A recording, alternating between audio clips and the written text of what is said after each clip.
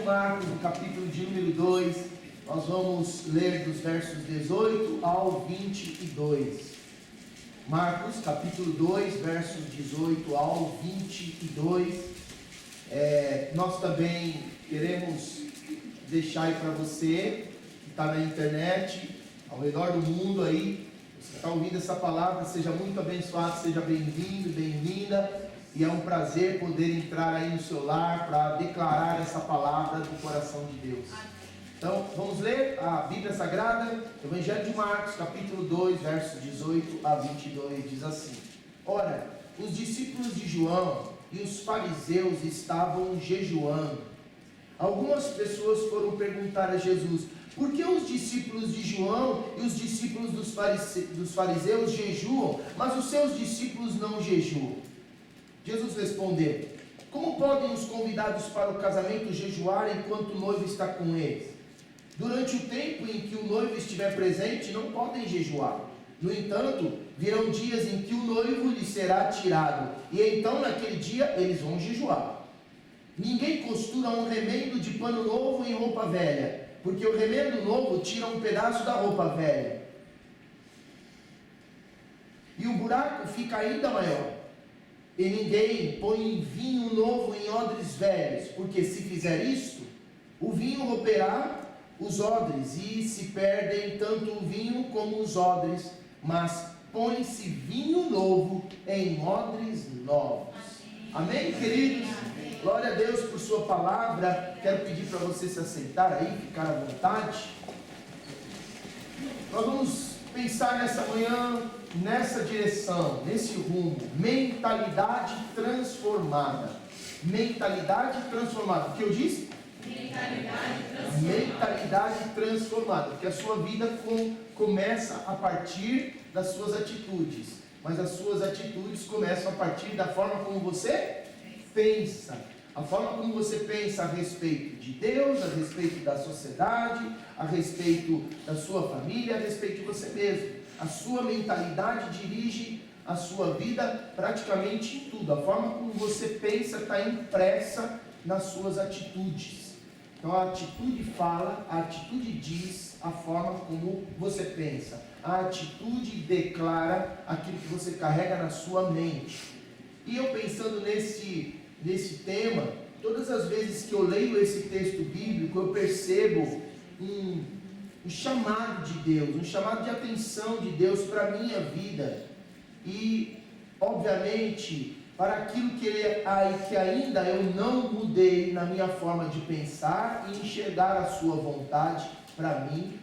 E aí eu me dou conta da tamanha oportunidade que eu tenho da parte de Deus em que Ele está me avisando sobre o que Ele deseja, qual o propósito dEle, e de aumentar o meu nível de relacionamento com Ele, de acrescentar nos meus dias mais a presença dEle. E eu quero sugerir esse pensamento para você. Quando Deus nos colocar diante desse texto que fala de vinho novo, coloca-se vinho novo em odres novos, essa figura de linguagem está querendo dizer que é uma coisa coerente. Se você quiser viver o novo, você precisa pensar de maneira nova. Você precisa fazer com que a sua mente esteja alinhada ao propósito de Deus. E como é que faz isso, pastor? Eu quero pensar um pouco antes com você lá na sua casa. Nesse retorno ao convívio com os irmãos, depois dessas semanas em que a igreja foi possibilitada de congregar, nós precisamos enxergar nessa experiência ruim, porque foi ruim ou não foi? Foi ruim, para mim foi ruim, chegar aqui e pregar só para a câmera, ainda que tinham vocês lá, ainda que tinham pessoas amadas, como tem agora, mas não é o praxe da igreja, não é o natural da igreja, não é o natural de um pastor. O pastor não pastoreia internet, gente. O pastor pastoreia ovelhas.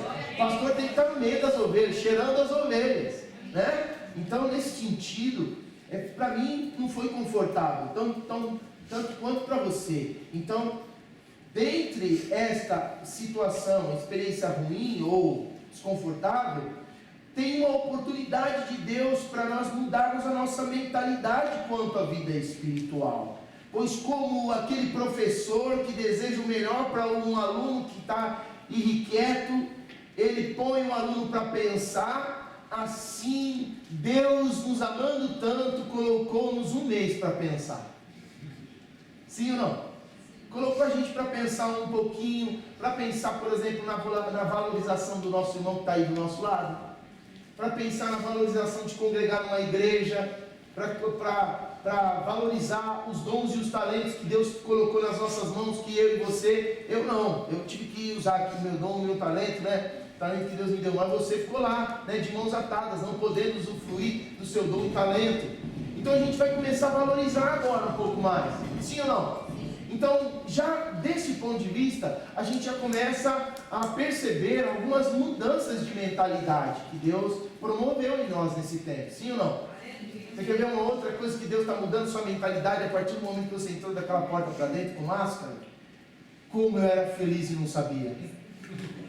De poder cantar para Deus, de poder dar aquele glória a Deus sem essa máscara que me sufoca. Chegou um momento aqui que eu fiquei sufocado, gente, eu tive que tirar a máscara, vocês perceberam? Eu tirei a máscara porque estava sem ar. Então quando você tirar essa máscara, você nunca mais vai ser o mesmo. Não por conta de mostrar o seu rosto, mas por conta de poder louvar a Deus e soltar a voz para o Senhor aí, né? Glória a Deus por isso. Então, o Senhor nos fez parar para pensar. O Senhor nos colocou no cantinho ali, falou, fica aqui um pouquinho, fica um mês aí paradinho, para você começar a valorizar tudo aquilo que você não enxergava valor.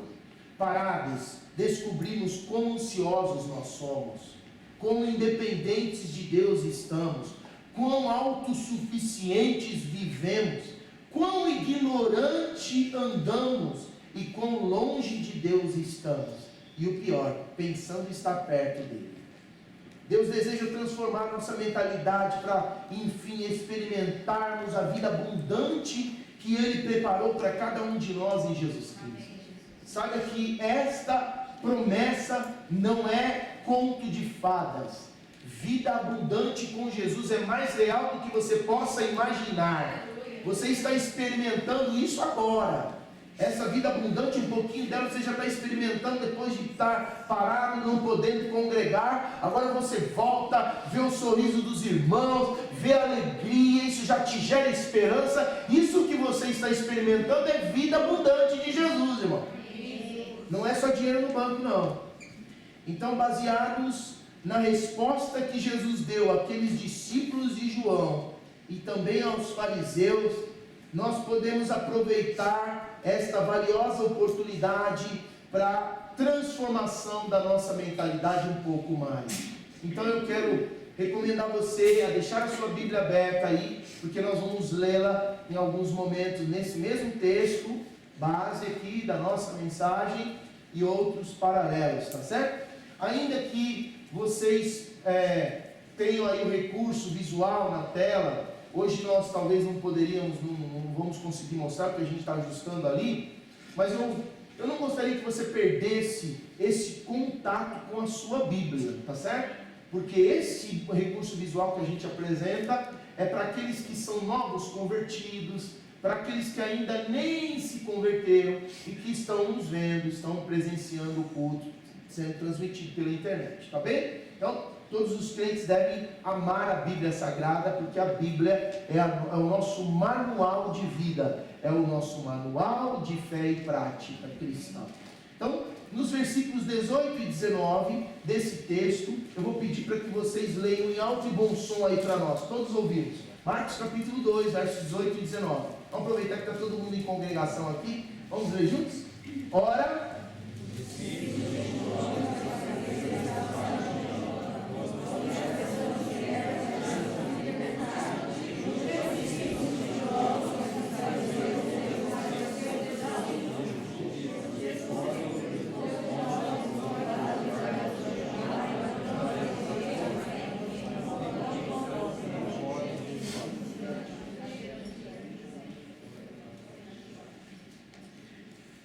Esses dois textos, esses dois versículos destacam aqui, já de início, que tantos discípulos de João, e veja, os discípulos de João Batista, e também os fariseus, tinham uma mentalidade controversa àquilo que Deus esperava como forma de culto, como forma de apresentar algo de valor para Deus.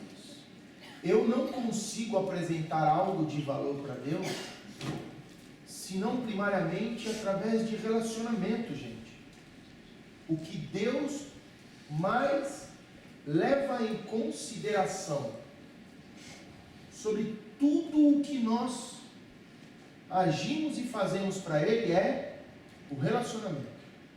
Se você emprega a sua força, o seu empenho apenas em cumprir rituais, isso quer dizer vir à igreja, cumprir algum ministério na casa de Deus, fazer alguma coisa em prol de alguém, porque isso é bíblico, isso é mandamento bíblico, mas você não priorizar relacionamento com Deus, isso é nulo. Isso está te afastando de Deus ao invés de te levar para Deus. E aí é onde está o engano. E veja que o ponto crucial aqui foi deles questionarem a Jesus sobre o quê? Sobre o jejum. E eu não estou tirando o valor da prática do jejum. Eu estou estabelecendo da perspectiva de Jesus que nem jejum, nem muitas horas de oração, nem muita leitura de Bíblia, nem muita presença entre o corpo de Cristo na igreja vai superar o valor do teu e do meu relacionamento pessoal com Deus. Então, nenhuma coisa e nem outra devem ser deixadas de lado, mas precisam obedecer a esta ordem. Se você não se relaciona com Deus, aquilo que você faz para Deus não será eficaz para a tua vida. A tua vida não irá longe. Então Jesus está fazendo esta observação, porque depois a gente vai discorrer um pouco mais sobre o teor desse pensamento aqui, mas dentro do versículo 19, Jesus já dá uma resposta já à altura. Ele diz: como podem os convidados para o casamento jejuar enquanto o noivo está com eles? Durante o tempo em que o noivo estiver presente, não podem jejuar. Jesus está usando aqui em forma de parábola, de figura de linguagem, para que eles entendam que, assim como num casamento, que você vai para prestigiar o noivo, que está te dando o direito de estar com ele no dia da festa, você não pode desagradar o noivo chegando lá e dizendo assim: eu estou em jejum, porque isso seria um ato meramente religioso. Assim também você não pode se relacionar com Deus deixando Deus de lado e dizendo para Ele que você está fazendo jejum, deixando a obediência à palavra, deixando os seus momentos a sós com Ele, deixando com que a sua mente seja enriquecida com os princípios que Ele ensinou e deixou na sua palavra e também nos deu exemplo, e dizer para Ele que você está fazendo jejum, que você está muito na igreja, que você está dando muitas ofertas na igreja. Repito, nem uma coisa e nem outra devem deixar de ser feitas, correto? Porque senão alguns podem dizer assim: então não vou fazer mais nada, porque o pastor disse que isso aí não serve para Deus. Serve para Deus, sabe por quê? Porque Tiago diz: a fé sem obras é morta. Porque você tem como provar que tem fé em Deus promovendo ações e atitudes baseadas nos talentos e dons que Ele te deu, em forma de glória para Ele, correto, pessoal? Então, uma vez que você faz de coração para Deus, Deus aceita, mas nunca se esqueça qual é o teu nível de relacionamento com Ele. Se o teu nível de relacionamento, de conversa com Ele, de ouvir Deus, tem sido cada dia mais substituído e enfraquecido pelo que você faz para Ele, está errado. Precisa parar tudo, precisa mudar essa mentalidade, em nome de Jesus, porque você não vai crescer assim, você vai estagnar. E isso vai ser um laço para você. Isso vai ser uma armadilha para você. Por quê? Muitas vezes você fará em termos de obrigação. E isso vai te trazer peso, vai te trazer enfado, canseira, vai te trazer dor, vai te trazer ofensa. Entende o que eu quero dizer? Mas se você tiver com o teu relacionamento alinhado com Jesus, porque Jesus é Deus, correto? Então, o seu relacionamento com Jesus vai te promover tanta satisfação e alegria, que você vai servir a Deus com os 12 talentos que Ele colocou em você, com prazer, porque você está servindo a Deus, a Jesus, entende? E isso passa a ser um ciclo. O seu relacionamento com Jesus vai te despertar mais dons e talentos para você servir a obra e o reino de Deus. E o reino de Deus vai te trazer mais, vai te impulsionar para você descobrir, conhecer mais, ter mais experiência com Jesus. E desse relacionamento você vai servir mais a Deus, e isso vai ficar como um estilo de vida, como respirar. Tudo bem? Está claro isso? Então a questão aqui não era a respeito da importância do jejum, mas ser visto jejuando, dando ênfase ao ritual. Mas quem é mais importante? Deus ou o jejum? Pensa aí.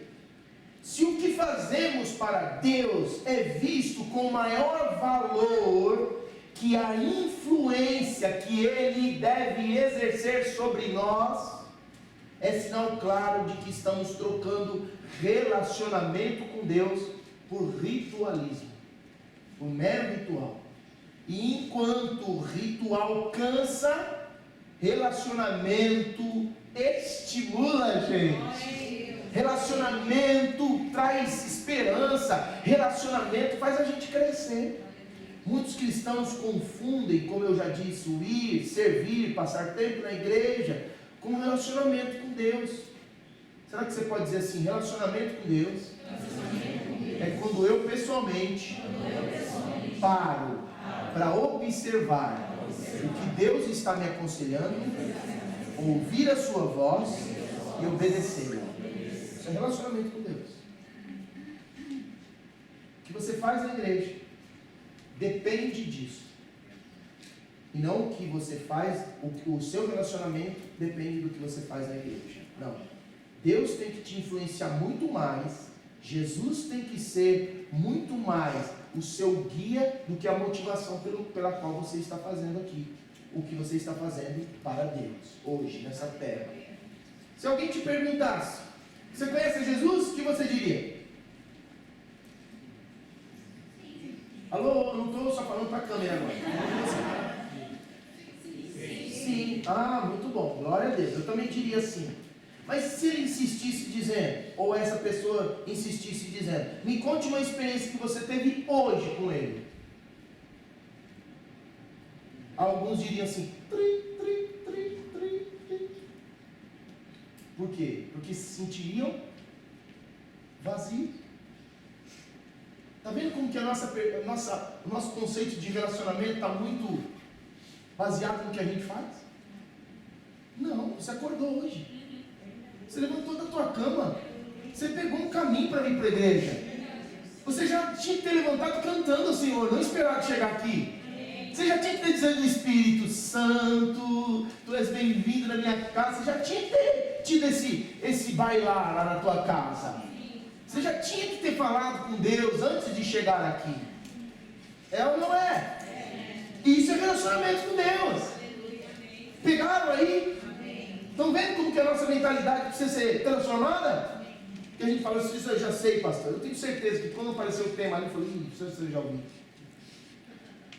Você talvez tenha ouvido, mas não praticado. Essa que é a grande dificuldade de todos nós. Então, eu vou ampliar essa pergunta. Imagina agora o seu filho te dizendo, pai, me conta uma experiência que você teve com Deus hoje. Porque eu quero ter relacionamento baseado com Deus, baseado no teu relacionamento.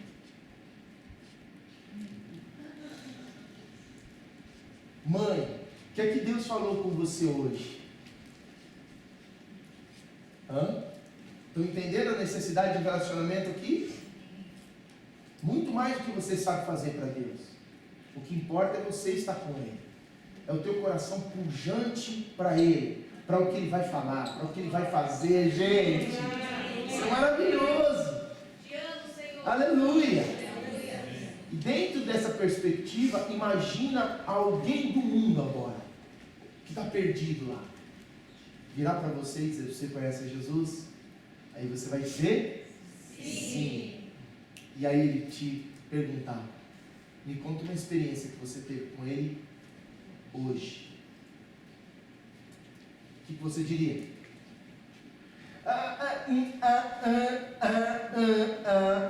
Você teve a experiência de Zacarias, ficou mudo. Não, você tem que dizer: olha, Deus já falou comigo quando eu acordei. Quando eu olhei a natureza aqui, eu já vi Deus se manifestando, porque os céus proclamam a glória de Deus. Quando eu olho para esse céu, eu vejo Deus atuante na minha vida. Ele é o meu Deus. Eu falei com Ele quando eu olhei hoje para o dia. Eu disse: graças eu te dou, Senhor, porque o dia está nublado, porque nem todos os dias poderiam estar sol, porque se fosse sol todos os dias, eu não teria o que comer, eu não teria descanso para a minha vida. Minha vida seria uma sequidão de estio. Imagina, você já tem que estar tendo um relacionamento com Deus. Por isso que Jesus, ele coloca os olhos daqueles que estavam achando que entendiam algo sobre Deus, só na perspectiva de cumprimento de ritual. E aqui é que você precisa tomar providência de transformar a sua mentalidade. Não paute o seu nível de relacionamento com Deus pelo nível de envolvimento que você tem com as coisas de Deus. Porque tem gente que se considera muito espiritual porque faz muito para Deus. E essa não é a verdade, irmãos.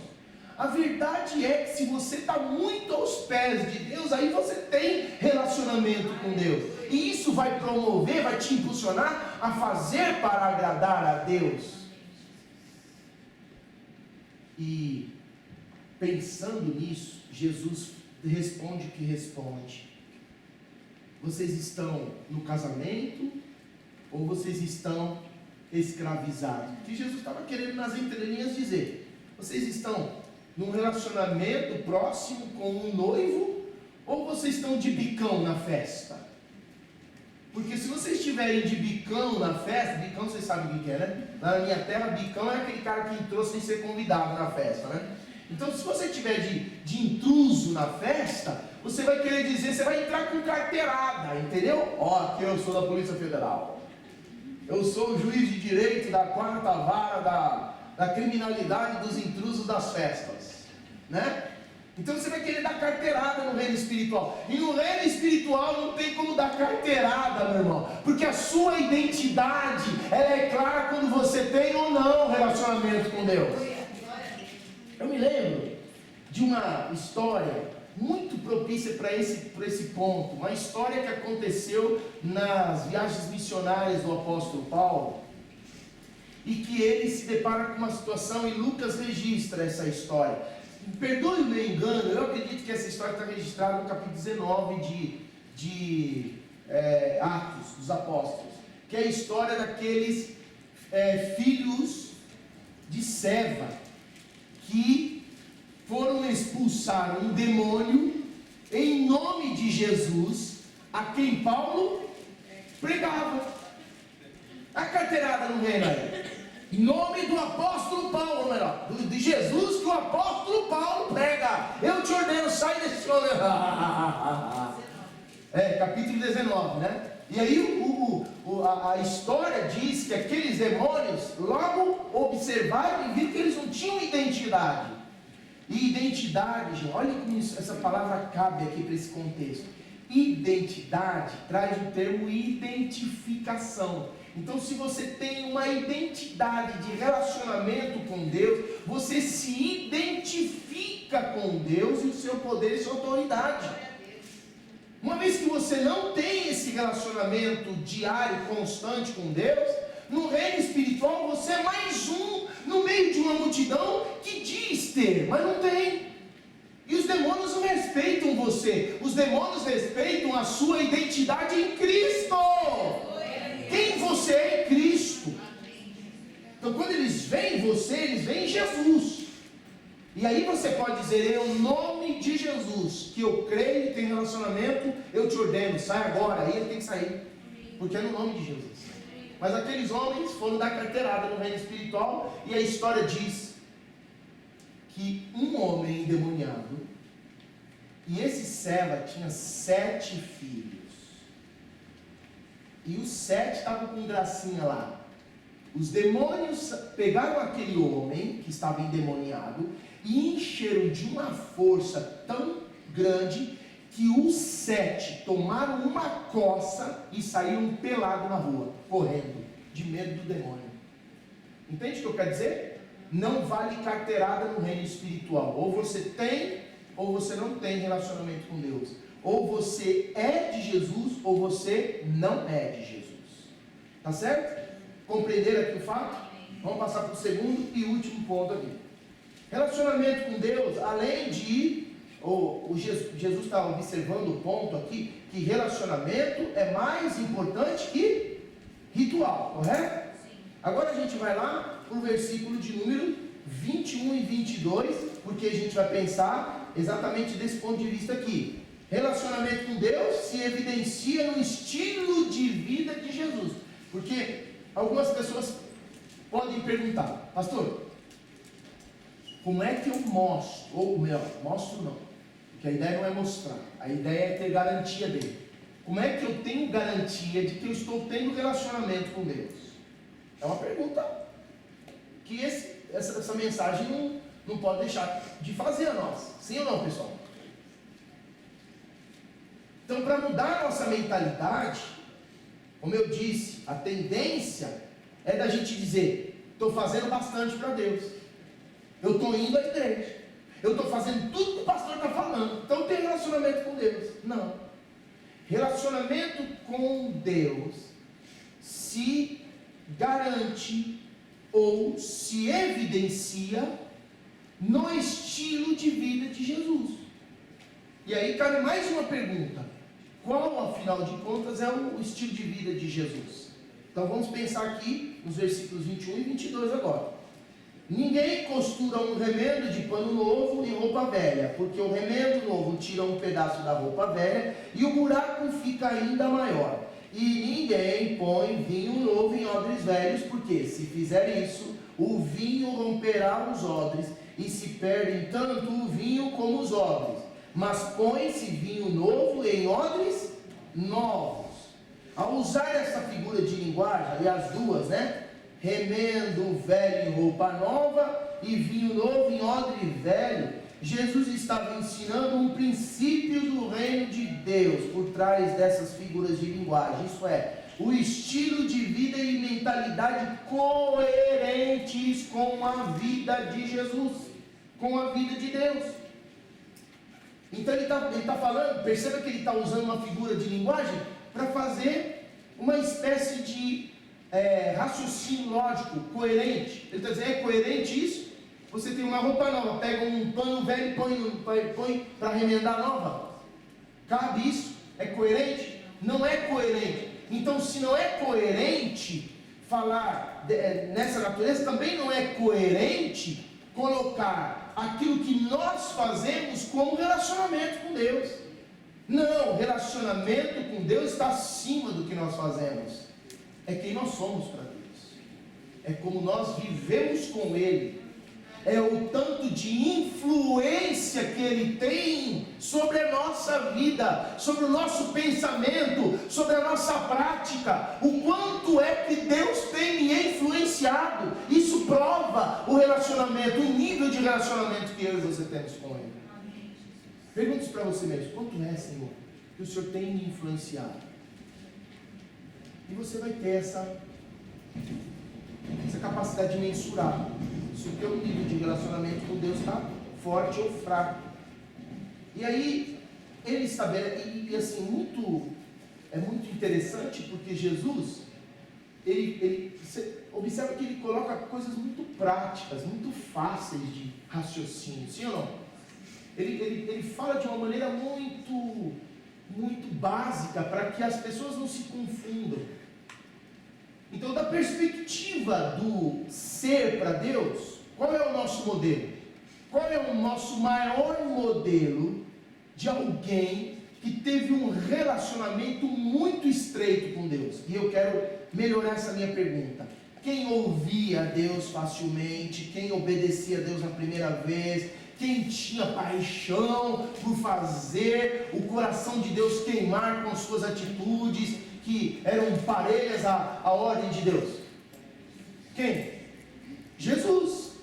Então, por isso é que Jesus, também nas entrelinhas, ele está declarando para nós, agora cristãos, seus seguidores, que muito mais importa fazer aquilo que Deus espera, que Deus designa para cada um de nós cumprir os seus propósitos com base na sua palavra, do que praticamente fazer por fazer, porque alguém disse que tinha que fazer, porque alguém falou, isso é bom para a sua vida espiritual, mas o que é bom, senão o que a palavra de Deus diz que é bom? Amém, meu irmão? Amém. Então, olha aí da perspectiva agora, porque Jesus está falando em Marcos capítulo 2, esse texto, deparando-se com os discípulos de João e com alguns fariseus. Agora, lá em Marcos capítulo de número 7, no versículo de número 6, você vai observar comigo lá, que da perspectiva de Jesus, quem tenta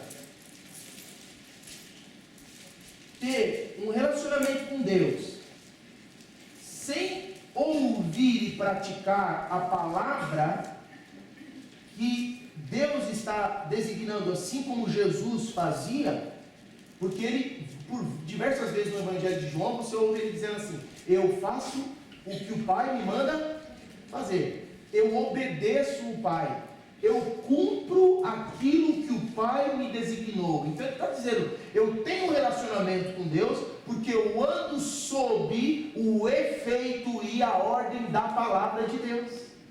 Aleluia? Glória a Deus. Então agora aqui ele estava fazendo um contraponto. Olha Marcos capítulo 7, versículo 6. Jesus respondeu. O que ele respondeu? Bem profetizou Isaías. E aonde? Lá no Isaías 29, versículo 13, ele profetizou isso. A respeito de vocês, hipócritas, como está escrito. O que ele escreveu aí?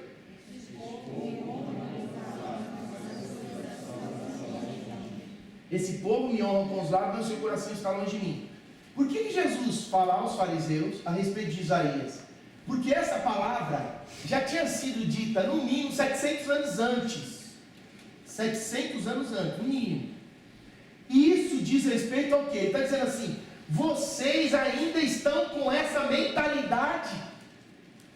Vocês ainda não mudaram a mentalidade. Vocês acham que só falando bonito de Deus é o bastante? Isso mostra que vocês têm relacionamento com Deus? Não. Fazer apenas não demonstra que vocês têm relacionamento com Deus. É como Deus tem influenciado a vida de vocês. E vocês, com essa atitude que ainda estão, vocês são hipócritas. Porque vocês estão falando bonito, mas vivendo de uma maneira contrária à beleza do que vocês usam de palavras. Esse contexto é um contexto muito cruel, porque Jesus continua dizendo a respeito de uma prática sórdida dos fariseus. Havia uma lei, a lei que dizia: honra o teu pai e a tua mãe, estendia-se até o fim da vida. O filho tinha que cuidar dos pais, e para isso ele tinha que deixar seus afazeres, ele tinha que mudar para cuidar dos pais, tinha que investir valores para cuidar dos pais. E dá trabalho, não dá? Claro que dá trabalho, mas quando a gente está com um relacionamento com Deus, veja agora, perceba isso, quando a gente tem um relacionamento profundo com Deus, a gente sabe o que lhe agrada. Então o que lhe agrada é o que mais nos importa. Não importa o peso, não importa a dificuldade, não importa o desafio que eu tenho em fazer alguma coisa que Ele me manda, mas importa para mim que Ele seja agradado, que ele seja agradado e glorificado. Isso é relacionamento com Deus. Então você não mede esforços para fazer o que ele está estabelecendo na palavra. Mas só que os fariseus faziam o quê? Os fariseus pegavam os valores que deveriam ser empregados no cuidado com os pais, e eles faziam um voto solene para Deus. Eles pegavam essa quantia que restava no orçamento deles e diziam assim: eu dou esta quantia até a morte do meu pai. E porque eles faziam este tipo de voto, eles não podiam falhar no voto com Deus, e aí eles tinham condições de dizer: eu não tenho dinheiro, porque o dinheiro que eu deveria cuidar do meu pai, eu agora não tenho condições, porque eu fiz um voto ao Senhor e eu tenho que cumpri-lo. Safadeza pura. Sim ou não? Eles tiravam o corpo fora. Eles não queriam obedecer a Deus no sentido de fazer a vontade de Deus. Eles queriam só os seus próprios interesses, o que valia para eles. Eles deixavam pai e mãe sem cobertura, sem nenhum tipo de apreço. Em nome de Deus, gente. Pensa nisso. O quanto que nós podemos estar com a nossa mentalidade totalmente às avessas, perto daquilo que Deus tem para nós, como propósito. Então, por favor, nesse retorno como igreja, aumentem o nível de relacionamento com Deus. Aumentem o nível de relacionamento com Deus. Porque o que você oferecer na igreja vai ser segundo o nível de relacionamento que você tem com Deus. Aleluia! Glória a Deus! E vai ser com excelência por causa disso. Vai ser com alegria por causa disso. Vai ser com muito bom grado, porque você está fazendo para agradar e glorificar a Deus. Aleluia! Pastor, eu ainda estou meio em dúvida. Eu quero obedecer a palavra, mas eu não tenho conseguido fazer da forma como o pastor está explicando. Quero levar você agora para Tiago capítulo 1, versículos 19 ao 22. Porque ouvir e praticar é o estilo de vida de Jesus. Ouvir e praticar a palavra de Deus para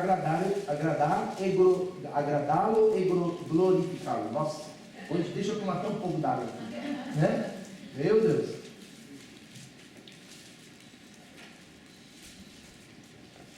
Agora, ouvir e praticar a palavra é o estilo de vida de Jesus. Mas também a implantação da palavra no coração. Porque hoje vocês estão ouvindo uma palavra aqui. Estão ou não estão? Deus está falando conosco aqui. Eu tenho convicção disso. Que é a palavra dele que está sendo pregada. Mas se você sair daqui hoje e não implantar a palavra, não fazer com que ela crie raízes no teu coração, essa palavra que você acabou de ouvir vai se tornar com mais uma propaganda de Deus, com mais uma palavra que você ouviu. Não, agora ela precisa ser implantada. Nós lançamos a semente, agora é o seu papel em fazer essa semente criar raiz. E como é que você faz? Vamos seguir o texto, e com base nele é que a gente aprende. Tiago, irmão de Jesus, dizendo: vocês sabem estas coisas, meus amados irmãos. Cada um esteja pronto para ouvir, mas seja tardio para falar, e tardio para ficar irado. Então aqui já começa. Você está ouvindo alguma coisa aqui que Deus está falando e que está causando um frenesi aí dentro de você, sim ou não? E esse frenesi que está causando dentro de você vai te levar para dois caminhos, e você só pode optar por um. Ou o caminho da indignação e dizer assim: não, isso é injusto, e começar a conflitar com Deus, porque a carne conflita contra o Espírito para não fazer a vontade de Deus, certo? Mas se você preferir a vontade do Espírito, você vai dizer assim: não, está certo, eu é que preciso mudar. E eu vou mudar agora, porque essa minha mudança diz respeito a agradar e glorificar a Deus. Eu vou mudar o meu procedimento, eu vou mudar a minha mentalidade, porque isso diz respeito a eu ser um instrumento de deixar Deus feliz, e é isso que eu quero, porque isso é relacionamento. Qual caminho que você vai escolher hoje? Se você sair daqui murmurando, reclamando, batendo o pé, não é isso, não é isso, não é isso, Deus não falou nada, eu não senti nada, você está indo para um caminho em que a palavra não está sendo implantada, mas ela está caindo na beira do caminho. E se cair na beira do caminho, vai secar, vai passar o tempo e você não vai germinar. Vamos concluir aqui, vamos pensar um pouco mais ampliadamente. Continua o texto comigo. Porque a ira do homem não produz a justiça de Deus. Então não adianta você ficar indignado, não adianta você ficar ofendido, não adianta você carregar no seu coração qualquer forma de agravo por uma atitude, seja sua para com outro, ou seja de outro para com você, e ainda dizer assim, não, mas eu fiz tudo. Se você não fez a fim de agradar e glorificar a Deus, você precisa se arrepender, só isso, e não ficar se justificando, porque enquanto você fica se justificando, você vai tornando o teu coração ainda mais em estado amargo, e isso vai te provocando mais a ira. E quantas vezes Deus te coloca naquela situação em que você não mudou a tua mentalidade, você vai tender a responder de uma maneira bruta, de uma maneira violenta, seja na atitude, seja nas palavras. Então, hoje nós precisamos deixar a palavra entrar no nosso coração e criar raiz e dizer, Senhor, é verdade, essa palavra é para mim e eu obedeço. Amém? Isso é criar raiz na palavra, deixar a palavra implantar. E aí ele diz, deixando toda a impureza e acúmulo de maldade, acolham com o quê? Mansidão. Essa palavra pode ser traduzida com coração fácil de ser ensinado. Um coração ensinável. Então acolham a palavra com um coração apto para aprender. Vocês têm que aprender, é o que Deus está falando. Vocês precisam parar para aprender, vocês não sabem tudo. E só aprende quem tem relacionamento, quem para ouvir a Deus, não quem para se justificar para Deus. Amém? Amém? E aí, continuando o texto aqui, qual a implantada, a palavra implantada em vocês, a qual é poderosa para fazer o que, pessoal? Para salvá-los. Sejam praticantes da palavra e não somente ouvintes, enganando-vos a vós mesmos. Parece uma redundância, mas é essa a ideia, é enganar-se a si. Então, eu e você precisamos parar de nos enganar. A mentalidade precisa ser transformada. Relacionamento com Deus se evidencia no estilo de vida de Jesus. E o estilo de vida de Jesus era ouvir e praticar. Ouvir a voz de Deus e praticar. Ouvir a voz de Deus e obedecer. Não porque ele poderia ser questionado, mas porque isso o fazia agradar e glorificar a Deus. Então eu e você precisamos ter esse mesmo estilo de vida. Ele não só ouvia nesse momento, mas ele ouvia para a vida toda. Ele recebia do Pai aquilo que era a palavra do Pai e permanecia constantemente no coração dele e na vida dele. Eu e você precisamos chegar nesse lugar, e cada palavra que nós ouvimos aqui não pode ser esquecida, meu irmão, tem que ser perpetuada no nosso coração, porque esse é o estilo de vida de Jesus. Aleluia!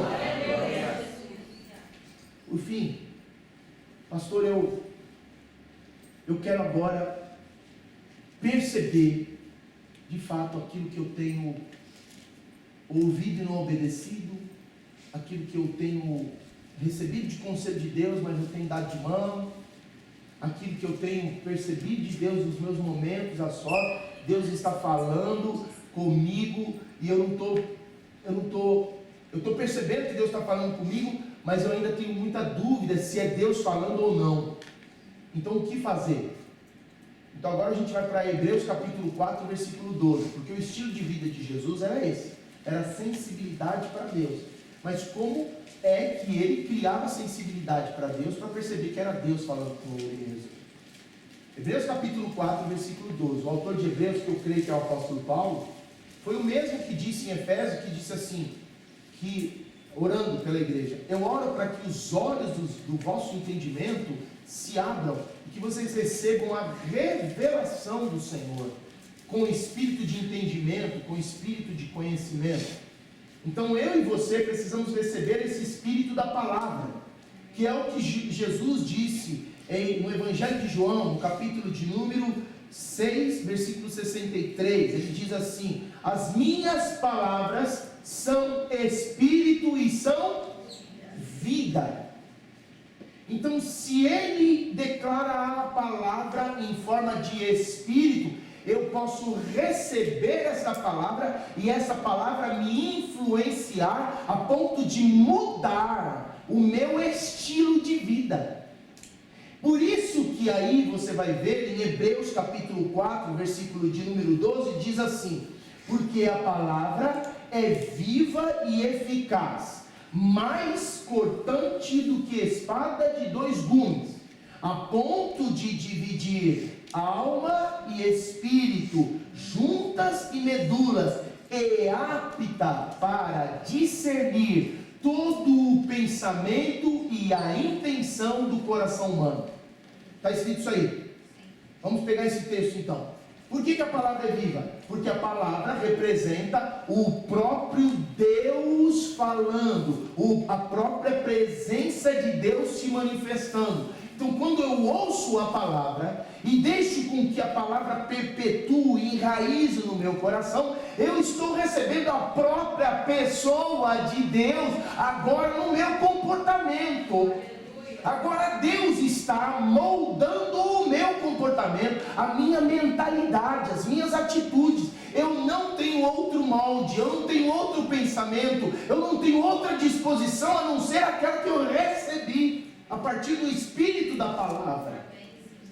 Tá bom, mas ainda não acabou o pensamento, porque aí no meio desse texto tem uma palavra, um verbo aí. Qual que é o verbo que vocês veem aí? Dividir alma e espírito. Essa palavra dividir no grego é merismo. Merismo é o ato de separar partes com o fim de identificá-las, restaurá-las e colocá-las em sua ordem original. Vou repetir. Merismo é o ato de separar partes, analisá-las, restaurá-las e colocá-las em sua ordem original. Então por que ele está dizendo alma e espírito? Porque muitos cristãos, e deixa eu falar isso olhando no teu olho, para deixar o Espírito Santo te convencer, se essa for a sua realidade. Muitos cristãos só se converteram a Jesus na alma, não se converteram no espírito. Então estão pensando que porque fazem, estão salvos. A salvação é pela fé, ela é um dom gratuito de Deus. Você não faz para receber salvação, você recebe salvação, sabe por quê? Porque você creu que Jesus Cristo é o Filho de Deus, Ele morreu e ressuscitou dentre os mortos, pagando o preço do seu pecado pela fé, e agora você precisa dele, porque você é um pecador miserável, e sem a vida dele você não é nada. E agora, porque ele deu a vida dele, a própria vida dele por você, a sua é inteiramente para servir, agradar e glorificar a Deus. Então, pauta-se um relacionamento, não ir à igreja, não só dar uma oferta, entregar dízimo. É um relacionamento a fim de deixar Deus ser glorificado através de nós. E por isso a vida transforma. Por isso é que a gente abandona vícios, por isso que a gente abandona práticas, por isso que a gente deixa a velha vida sem nenhum pesar. A gente não fica olhando para trás e dizendo assim: puxa vida, essa tribulação que eu estou agora com Jesus, nossa, isso aqui eu nunca me vi lá atrás, não. Eu acho que lá atrás estava melhor, hein? Por quê? Porque agora você recebeu o Espírito da palavra viva, que separou as partes. E agora você sabe muito bem o que você viveu lá atrás, e que aquilo não era glamour para você, aquilo era ruim, aquilo era lixo, aquela vida era uma vida imprestável. E aquela vida nunca mais. Eu ouvi um amém aí? Nunca mais. Para um convertido, ele vai dizer: não, nunca mais. Eu nunca mais vou proceder daquela forma como eu estava procedendo. E não é por conta da minha vontade, mas é por conta da minha decisão. Sabe por quê? Porque agora o Espírito da palavra de Deus é que me molda as decisões.